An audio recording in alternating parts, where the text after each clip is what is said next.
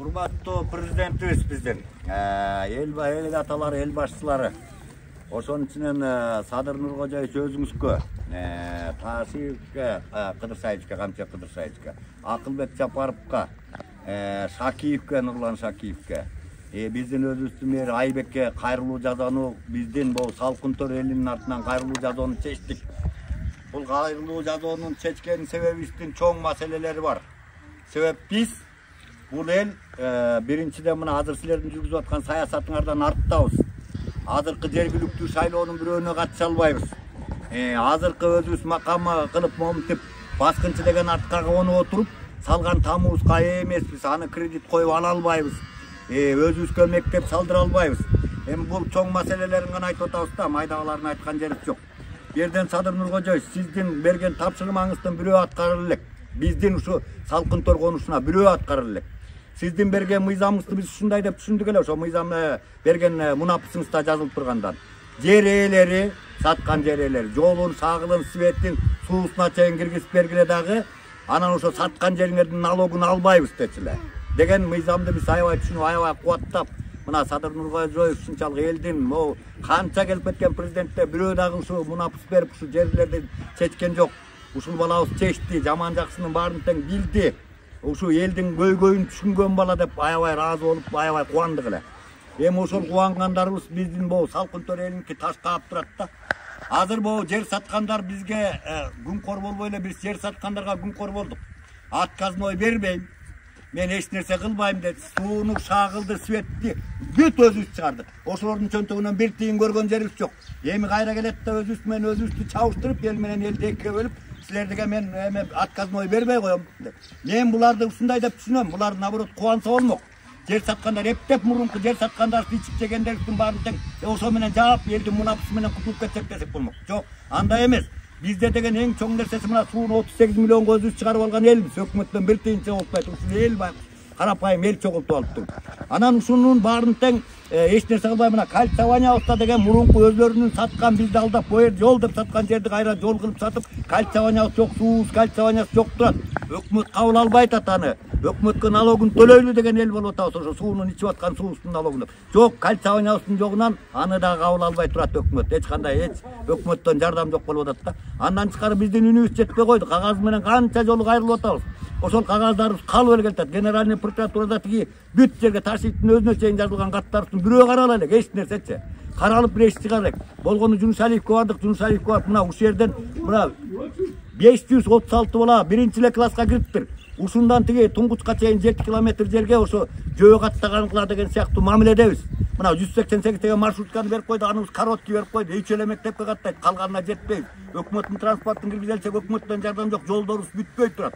Өзүбүздүн колубуздан келген аракетибизди кылып жолдорубузду жазап аткан маселебиз да. Андан тышкары бизде макам деген жок. Мына Салкынтөр деген бир да макамыбыз жок. Эч жака бир кишини шайлай албайбыз, бир кишини эч нерсе кыла албайбыз. Жанагы мына өткөндө мен эмеде болуп келдим, ошо шайлоо комиссиясында барып алып келген жоомдуктан силер деген өзүңөрдүкүн онлайн боюнча дейт. Онлайнды түшүнгөн киши бар, түшүнбөгөн киши бар. Келет да сизди алдап атат Садыр Нуркожоевич. Ошол жана шайлоодогу СИКтин кишилер бүт бар сизди алдап атат. Баланча киши шайлап салды, 78-90% менен президент болдуң, 78-90% менен депутат болдуң деп. Ошо СИКтен башталып атат, баары тең ошо шайлоо комиссиясынан башталып атат. Мына азыр жергиликтүү шайлоолор болуп атат. Бир жерден шайлай албайбыз. Мен мисалы үчүн өзүм Кочкор тургунмун. Кочкорго барып келиш үчүн мен май куюп барып келсем 5000 сом, мындай жол кылып барып келсем 1,5 сом. Мен ага мүмкүнчүлүгүм жок айланайын да мисалы. Ошондойлор дистанционный дейт. Дистанционный керек болсо болсо сейпалама телефонум жок, момундай айтайын. Мен кантип катышам мисалы. Моякта бала бакыра, жаш үй бүлөлөр бүт бар тең. Керек болсо 20 сомду аяп туруп кетип 2 километр жерге барып 36-га отуруп алып эптеп кетип атабыз. Мына биз каралбай калган эл болуп атабыз да. Садыр Нуркожоевич, сиздин берген мунапысыңыздын бирөөнү бизди жер баскынчылар дейт. Азыркы мына Первомай акими эң туура эмес кадрлар келип атат. Первомай акими келди дагы бизди үстөмөндөп атат. Силер эчтеке катыша албайсыңар дейт. Мына мен байым СИКтен чалып атам. Көзүнчө чалып ошолорго угузуп атам. Силер деген баскынчылар болсоңор өз жериңерге шайлап келе бергиле. Силерге эч кандай жок дейт. Биз ушинтип сиздин берген мунапысыңызга кубанып 3 жылдан бери мына окуй мына биз жеттик. Президентине жеттик. Эл башкарууга Акылбек Жапаровго, Камчыбек Кыдырсаевичке жеттик. Мына Камчыбек Кыдырсаевич сизге түз кайрылуу. Uşu жер саткандардын кустук акчасын сиз эмне кылбай атасыз же сиз дагы ушу жер саткандарды колдоп коюп атасызбы деген ойлор да кетет экен бизде. Күмөн ойлор пайда болуп атат ушу элдечи. Себеп мына ушул жерде жер саткандар бизге кайра келип туруп бизди баскынчылар деп коюп туруп бизге жолубузга суубузга жардам бермек түгүл макамыбызга чуркап жардам бергендин ордуна жок мен силерге отказной бербейм деп турат. Мына ушуларды текшерип бериңер. Мына сиз келсеңиз мен ошо сатылып аткан жерлерди көрсөтөйүн. Бул жерде сатып атат. Мына жер ээлери болот. Ушул күнгө чейин жер ээлерин чогулта албайбыз. Үйүнө түн ичинде барат да кыдырып туруп мен сага отказной бербейм. Тет чалдын сөзүн укпа, тетиги активисттердин сөзүн укпа, элдин сөзүн укпа деп элди бизди тезектей да көргөн жок. Тезекти да терип келип от жагат экен деп ардактап үстүн жабуу менен жаап алат экен, суу болуп атат. Биз тезектен жаман эл болдук. Мына сизге үнүбүз жетсин деп аргасыздан кайрылууга чогулуп отурабыз. Мына өзүңүз караңызчы, мына бу жерде мына бизди Аламидин районунан Свердловский районго кошту. Свердловский аким айтат, мен жаңы жылга чейин эптеп карайм. Силер эптепти. Андан кийин силер Октябрьский районго кетесиңер деп. Мына мусорубуз кебелентип селтеп атабыз ар кайсы жерде. Сиз болсо заман оңолсун деп атасыз. Замалды оңобой бузуп атат монда. Эмтүү барсак биздин машина жетишпейт дейт. Кальцованияңар жок дейт. Кальцования жол менен кир эптеп мусорду чогуп кетсек ал мусор. Суубуздун маселеси бул. Мына макам маселеси бул. Мына эндиги жылга 34 мектеп каралып атат деп угуп атабыз. Чынбы, калппы? Сиз болсо мектеп маселесин жакшы карап атасыз, Садыр Нуркожоевич. Мына мектебибиз жок. 10 жылдын ичинде дагы ушун чыгыч болуп жүрө турган болсо 10 жылдан кийин булдун балдары бүткөндөн, балабактардын балдары онду бүткөндөн мектептин эмне кереги бар болуп калып атпайбы? Анан сиз ушул жаштар деп атканда мына бир балдарыбыздын футбол ойной турган жери жок мына.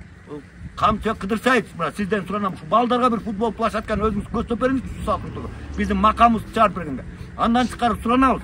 Мүмкүнчүлүгүңөр болсо, ушул жерде мына 3,5 миң түтүн эл бар. Ошо 3,5 миң түтүндү мындай эле эсептегенде 20 миң калк четте калып калган эл болуп атабыз да, четте калдык бизчи.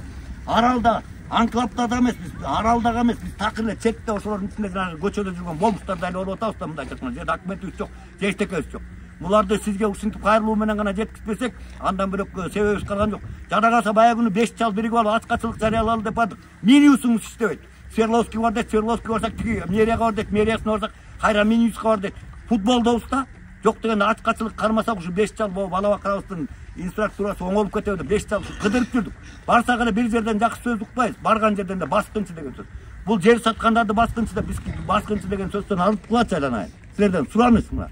Биз да бекеринен могу 72 жашка чыгып жүргөн аталар эмес, ушул жерде мына балабакырыбыздан 2-3 жашап атат ушул жерде. Ошолордун баарынын көйгөйү болуп атат айланайында. Мына иш кылып аткан иштериңизди баарыбыздар көрүп атабыз. Эмне деген сонун нерселердин баардыгын кылып атат. Жол жазылып атат, баардык үйлөр салынып атат. Келгенде эле баардык жакка барып келип туруп эң аянда карасак ушу биздин новостройка эч нерсе. Тетиги Ак Ордо качак Сокулга кеткен Ак Ордону шаарга бириктирип монтуп атасың. Мына эми шаарга кирдик. Инфраструктурасынын баары тең оңолот. Газ келет, эме келет, өзүбүздү алдап жашап атабыз. Азыр алдапчы. Келип калар, эми болор, дагы үмүт үзбөйлү деп. Бул сиздин чыгарган мунапысыңызды аткаруучулардын баары тең эле шылтоо. Аткарбайт, иштебейт ачык эле сөз. Канча жерине барабыз, мына Туңгуч эл жетиге ордойт, Туңгуч эл жетисине барабыз. Барсак айтат, биз жазып атабыз. Илгерки счет менен санаган заман эмес го. Өзүңүз мына цифрализацияны алып келип койдуңуз. Компьютер менен басса бүт бар, космос менен сүйлөшүп, космос менен үйүздө жатканды билген мына Кыдырсаевдин жумушунан көрүп атабыз го, Камчы Кыдырсаев. Ошол сыяктуу кылып бул биздин элди, чөлкөмдү калаага чыдабай карап бериңизчи сизден өтүнүп, могу калк чогулуп отурабыз. Бүгүн чогулганыбызда жөн эле укуп эле бергилсөй, бирибиз элчитип эле киргенибиз. Калктын баары тең көтөрүлүп баралычы, каерге пикетке чыгабыз. Биз айтып атабыз, пикеттин кереги жок, кайрылуу жасайлы. Эч кандай бир мыйзамга каршы чыкпайлы, ошолордун саясаты менен чогулалы. Налог төлө десе, налогун төлөйлү. Мына ошо суунун налогун төлөйлү деп турабыз. Ошо суубузду өкмөткө өткөзө албай турабыз. Мына жалаң кальцование жоктун айынан. Жалаң эле баягы жер саткычтардын айы. Анан айтат жер саткычтар, биздин ак үйдө, көк үйдө кишибиз бар дейт, эшигин тээп кирип барып атабыз. Эмне кылып аласыңар дейт, билгениңерди кылып. Биз тезектен жаман эл болдук айланайын, Садыр Нуркожоевич. Биздин могу көйгөйүздү чечип бергенге, бу жерге өзүңүздүн бир убактыңызды бөлүп ушул жерден калкка деп, ушул жерде калкым каралбай калган калкыма барып келейин деп, ушунчалык мына ар бир колунда жоктун үйүнө чейин киресиз. Биз көрүп алып кубанабыз. Карачы, эмне деген президент, ээн эркин базып, ошо ар бир жезир аялдын болсо дагы, бир жетимдин болсо дагы муңун угуп атканда. Эми биз ал жетимдерден дагы могу масса жетим болдук могу эл. Бизге бир келип бериңизди өтүнөбүз. Суранабыз сизден. Келип макамыбызды чечип, мектебибиздин маселелерин, соц объектилердин маселелерин чечип берип, анан могу жер саткандарды обязательно суракка алыңызды суранабыз. Мен ошо жардам берейин, мына могу жерди сатып атат депчи, момундай деп. Мына мыйзамсыз сатылып атат. 21-жылдан кийин сиздин мунапыстаңызда бир жер сатылбасын деп жок болбой эле сатылып атат. Мына именно биздин жерде, мен бөлөк чөлкөмдү айтпасам да, биздин жерде сатылып атат. Мына мен эл жардам берер бу жерде. Рахмат. Андан тышкары Мына автобусубуз кирбей атат. Департаментте жана Улан деген жигитке чурка отуруп күттүк. Мен анын саясатын туура түшүндүм. Колдодук анын саясатын. Мэрдин дагы ошо премьердин дагы сиздердин дагы тетик өкмөттүн автобусу кирсин. Бул өкмөттүн автобусун берге талкалай албайсыздар. Макул деп атабыз. Сен колубуздан келишинче жазып атат. Жок дегенде бизге бул маршруткабыздын ушу 188 маршрутканын тетик республиканский больницага чейин барат деп учетубуз жок берди. Бир больницага учетубуз жок. Кырманда бирөөбүз, Туңгушта бирөөбүз тиги эң аянда республиканский больницага туура келип атат. Ошол жок дегенде республиканский больницага чейин өкмөттүн автобусу бияктан талканат экен. Ошо менчиктер макулдугун берип кирип атат азыр короткосунда. Ошолор дагы сүйлөшөр. Ошону узартып бир маршрутту киргизип бербесеңер, элибиз бала бакырабыз окууга барганда мына эртең менен заарканабыз. Оорулар бар экенбиз. Андан чыккар бу жерде деген аксак тексегибиз бар экен, балалуу балдар бар экен, саадигине жеткизе албай атат, жумушунан кечип атат, жумушунан четтеп атат. Мына өзүңөрдүн койгон талабыңар боюнча. Жумуштан кечиксе бүт бартан кетип аткан турбайбы? Мына өзүңөрдүн койгон талап. Ошолордун баарына тең жетишпейби? Ушундай анклавда жашап аткан элге бир келип кетүүңүздү өтүнөбүз. Садыр Нуркожоевич, Тасиев, Камчек, Акылбек Жапаров, Нурлан Сакиев өзү кошо келсе болот да. Мына ушуларды келип көргүлөчү. Бул калыстык деген эмне деген калыстык? Калыстык президентке жеттик деп кубанып отурабыз. Кудай өзүбүзгө да куткылсын баардык нерсе. Жумуш жүрбөй аткан жок. Эмне деген мына 100 объект ачылды. Элдин баары калыппыз. Кубанып отурабыз ачык эле. Мына жүрбөй аткан жумуштун баары тең жүрдү деп. Эми ушу жүрүп аткан жумуштардын арасына биздики кошуп, бул бала бакыранын мектебин анан макамыбызды сөзсүз чыгарып берип, мына бул маршрутка автобус маселесин чечип бериңиздер. Сизден өтүнүп суранып, мына элдин атынан сүйлөп аткан мен. Элдин атынан. Мына элдин да арасында мына көйгөйлөрүн угуп көргүлөчү. Бул энелердин сөздөрүн угуп көргүлөчү. Урсак болсо энелерин көйгөй берсең. Могу жогоруда айтылган кептин баары эле туура да. Биз ушул салкын түрдөгү жашоочулар чындыгында кароосуз калдык. Бир кароосуз калган жетим баладай болуп калдык да. Эң эле жөнөкөй чечилет бул маселелер, эң эле жөнөкөй эртең эле чечилип калчудай болот. Мына асты кандай десек, мына пенсия жашындагылар турабыз, балдар турат, кыздарыбыз турат. Эң эле жөнөкөй жолубуз чечилбей турат мына. Мына баары айтылып өттү, мен ал сөздөргө кошула албайм, баары айтылып өттү. Айтылган сөздүн баары туура. Эми биз сиздерден өтүнөрүбүз ушу бизге деле ушу эл катары карашып, ушулар деле силердин бир мүчөңөр экен, Кыргызстандын бир жарандары экен деп бир кам көрүп коюңарды суранат элек да. Мына жол маселеси айтылып атат, суу айтылып атат, свет айтылып атат. Эми мен өзүмдөн деле неме эмес, бул ушу элдин мүдөөсү да ушул. Мына садикке бара албай турабыз, мектепке бара албай турабыз, жаштар жумуштарына бара албай турат. Биз көп жерден кыйналып, көп жерден мүчүлүштө туруп атабыз. Эң эле жөнөкөй ошо автобус кирбей турат бизге, жолубуз оңолбой турат. Эми элден айланса болот, эл деле аракет кылып атат. Чөнтөктөрүнөн чукуп чыгарып атат 5-10 сомдорун. Жетпей атат, жетпей атат. Жол көп менен бүт жок экен. Ушу эч айласы кеткенде ошо мынакей автобус эмес маршрутка сурап кайрылып атат. Бул көңгөйү да элдин көңгөйү, элдин силерден үмүт тилеги, силерден жардам сурап аткандагыбыз. Ушу чечилчү эле маселе бул. Только унутта калып атат окшойт да, басырылып калып атат окшойт. Бул андай деле Меккеге алып барып келбишти, же тигинде кыл деген кеп эмес. Ушул эле күнүмдүк эле турмушубузга каралашып койсо деген кеп. Эл кыйналып кетти, бала чага кыйналып кетти. Жумуштарына бара албай атат жаштар, садикке бара албай атат. Мына мен бир үйдөн 3 баланы садикке алып барам, эртең менен 7-де туруп 9-та жетем 36-га. Эми үй сайын машина бар деп айтасыздар. Рас, машинасы барлар бар, машинасы жок карапайым элдер, мендей бабушкалар, тайнелер кыйналып атат. Кечинде садиктен 6-да чыксаң 9-та жетип атабыз үйгө. Ошонун аралыгында мектептеги балдарыңа сарсанаа болосуң. Бизге эң жөнөкөй эле нерселер булар, эң жөнөкөй эле нерселер. Рас айтат, көп эле маселелер чечилди, көп эле иштер аткарылып атат, көп эле проблемалар чечилип атат.